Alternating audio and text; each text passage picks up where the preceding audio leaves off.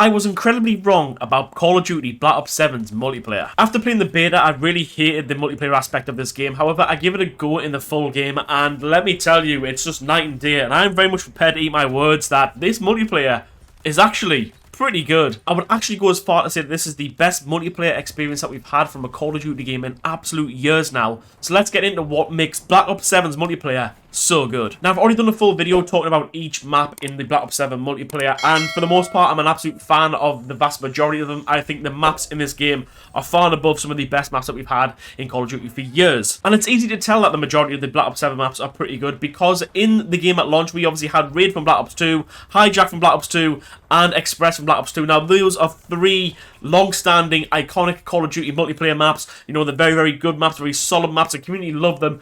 And you know what? A lot of the Black Ops 7's maps kind of hold their own weight against them, and that therefore shows that these maps are actually pretty decent. There is some stinkers, looking at Toshin for the most part there, also Imprint, whatever they were thinking with those maps, I do not know. However, maps like Flagship and Scar, Cortex as well, those maps are very, very good, and you know what? It's a solid foundation for what's going to become, hopefully, in the next year. They even added Nuketown into the game, and well, no one's really that bothered by it. Now, that could be the fact that we've had Nuketown for ages now, and we kind of are a bit bored of it, but every time I see it in the map rotation, I'm like, nah, skip that. I want to play a new map because I'm enjoying the new maps for a change. I'm not like, oh, these maps are really bad, give me Nuketown because I know it's like a community staple and I'm going to actually get work done on it.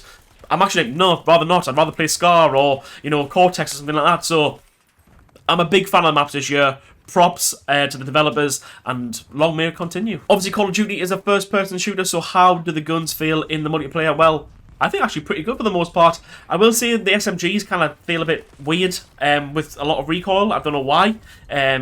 Not too sure what the design thought process was there. Probably to stop us having like laser beam SMGs, I would imagine. But even at close range, are a bit, I don't know. And then the M15, which is the starting assault rifle, it's a bit overpowered, that one. I can't lie. Everybody's using it. Everybody doesn't want to stop using it. I even come across some guy in my lobbies the other day who had like 1,000 kills with this M15, and he was like level 49 or whatever. It's like, use something else, man. Like, it wasn't even gold. He didn't have the gun gold. It's just like, use something else, man. So yeah, I feel like the M15 could use a little bit of a nerf. Or he's a wild idea. Why don't we just buff everything else and make everything else overpowered as well? Just like the OG Modern Warfare 2. And then we really will be cooking in Black Ops 7's multiplayer. But no, I feel like for the most part, the guns are quite evenly balanced. I'm enjoying them. Using double XP, you can kind of level up quite quickly as well. There is a lot of weapon levels to them, so I was a bit conscious about that. Also, the camo grind, even though I'm not doing the camo grind this year, I have noticed that it's actually kind of quicker to get the camo grind done. It's now 80 headshots rather than 100 headshots like it was in Black Ops 6. So, for the most part, if you're camo grinding, I imagine you get it done a little bit quicker. You can probably enjoy it a little bit more. I probably will do the camo grind at some point, but for the most part, I'm actually just having the fun to shoot my gun, sliding around the map, hitting clips, you know, just doing how I'm doing, and yeah, I'm actually having an absolute blast playing it. Quite possibly the biggest talking point of Call of Duty since Modern Warfare 2019 is the skill-based matchmaking in this game. So, initially, the Call of Duty team, developers, whoever, decided to say that actually matchmaking is predominantly based on connection, and that's what they tried to, you know, shovel into us and say that's what it was. Obviously, as a Call of Duty community, we knew that this wasn't the case, and then in the beta, they obviously released an open playlist where there was no skill really determined as the method for the matchmaking. It was kind of just like the OG days of the golden era of Call of Duty, where it literally was just connection and that was it. And that was a massive hit in the beta, so they said that they were going to put that in the full game as the default matchmaking style. Now, since the game has released, a lot of people have been saying that there is actually skill-based matchmaking still in the game, and it feels very, very sweaty. From my experience, I kind of go through fits and stages of this. So I feel like at times, skill-based matchmaking is a thing. Or if it's not skill-based matchmaking, there is definitely some sort of team balancing aspect going on, I think. And then there's other times where I'm absolutely frying game after game. And I'm just like, yeah, there's definitely no skill-based matchmaking here. For me personally, the way I would look at it is that in the beta, in the open playlist, where there was no skill-based matchmaking at all, you were finding games like that. You were getting into games like that. Everything was just instantaneous. In the full release, it's not like that.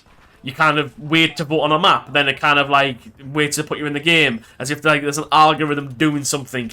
And I will say that I don't think the skill-based matchmaking is as strong as what it was before Black Ops 7.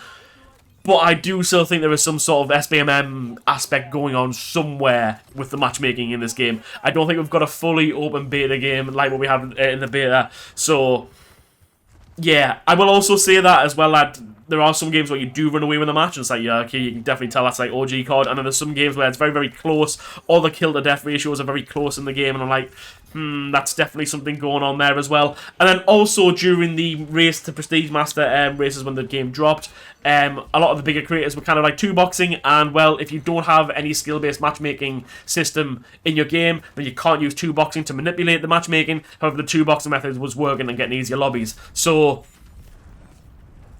I don't know. Does it have skill-based matchmaking? I think it might.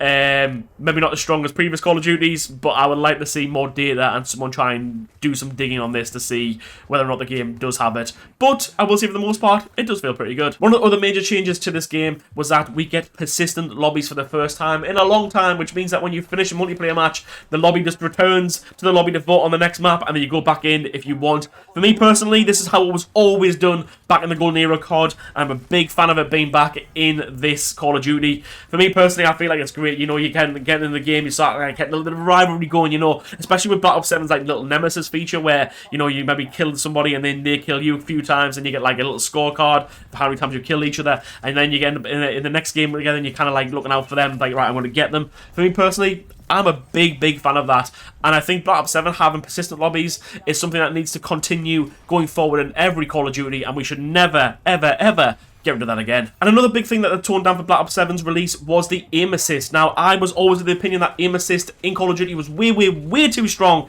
and I'm glad they toned it down. However, they've announced that they're going to buff it again for Season 1, so I don't know how that's going to go. But for me personally, I'm loving the aim assist change. I feel like the game feels really good. It feels like you actually have to move your right stick now. There's a bit of a skill gap. The wall jumping offers a bit of a skill gap. And for me personally, I'm all about that. Call of Duty has needed a skill gap for years, and we finally have one. So, hey, I would say leave the aim assist as it is. It's going to get changed. It's going to get buffed. It's only going to get stronger. I don't know about that one, but we will see. Those are my thoughts on the Call of Duty Black Ops 7's multiplayer. Only a very brief video. I just wanted to outline some brief thoughts. This is what I was there. I've just been having a good multiplayer session. I thought, you know what, I'm going to jump on and record a video. Let me know your thoughts on multiplayer below. Are you enjoying it? Are you not enjoying it? Are you kind of just thinking, I'm just waiting for Warzone now? Let me know, and I'll catch us all in the next one.